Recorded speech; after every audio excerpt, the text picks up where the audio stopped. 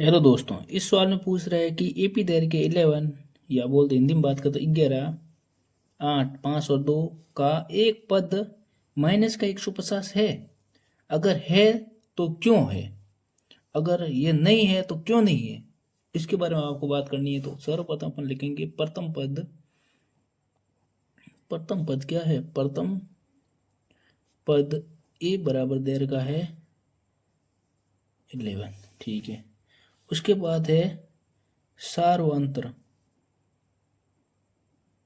सारो अंतर डी बराबर दैर का है A2 माइनस का A1 और A3 माइनस का A2। तो आप यहाँ से ध्यान से लिख सकते हो कि 8 माइनस का 11 बराबर 5 माइनस का 8। तो आप यहाँ माइनस कर लो तो हो जाएगा माइनस का 3 और यहाँ पर भी हो जाएगा माइनस का 3। तो यहाँ पर डी आ गया माइनस का 3। अभी आपको यहाँ पर देखना होगा कि यहाँ तो आपको एकदम एच डी समझ में आ गया, बढ़िया समझ में आ गया। तो थोड़ा और आगे समझने का प्रयास करो। पूछ रहा है कि एक पद ये है ना -150 सेक नहीं है, तो आप है ना इसे अंतिम पद या ए एन मान लो। ए एन बराबर हो जाएगा 150। तो आप लिख सकते हो कि फॉर्मूला ए एन बराबर ए प्लस एन माइनस ए गुणा डी, और इसे लिखोगे -150। क्या ये कोई पद है? तो यहाँ पर A1 तो हो जाएगा 11 प्लस देर का 11 और n कौन सा नंबर ज्ञात करना है, और माइनस का 3। अभी यहाँ पर क्या करना है आपको, -3 को n से गुणा करना है। तो हो जाएगा माइनस का 3n और -3 को माइनस के 1 से करेंगे तो हो जाएगा प्लस का 3। अभी आप यहाँ पर लिख सकते हो, क्या लिख सकते हो? आप लिख सकते हो कि 11 प्लस माइनस हो जाएगा माइनस का 3n प्लस का 3। कोई आपत्ति नहीं है ना? तो यहाँ पर और आप लिख सकते हो, आप थोड़ा ध्यान से लिखना कि भाई 11 में से 3 गए तो कितने हो गए? 8 हो गए। 8 माइनस 3n बराबर माइनस का 150। 150 और प्लस का 8 है, इधर आएगा माइनस का 8 हो जाएगा माइनस का 3n।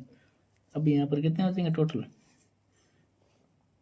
सॉरी, यहाँ पर कितने हैं?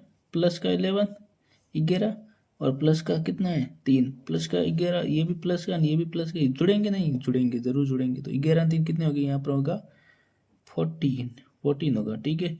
और इधर आएगा तो ये भी हो जाएगा 14।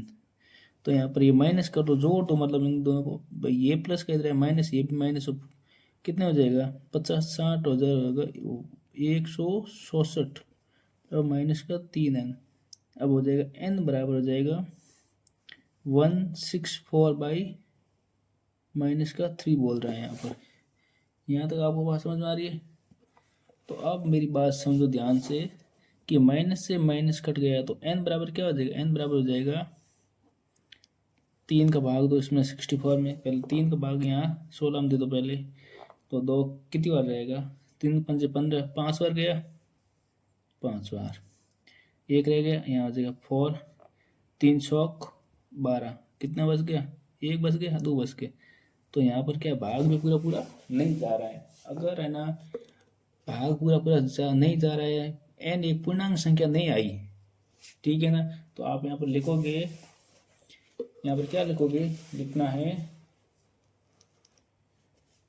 यहाँ n एक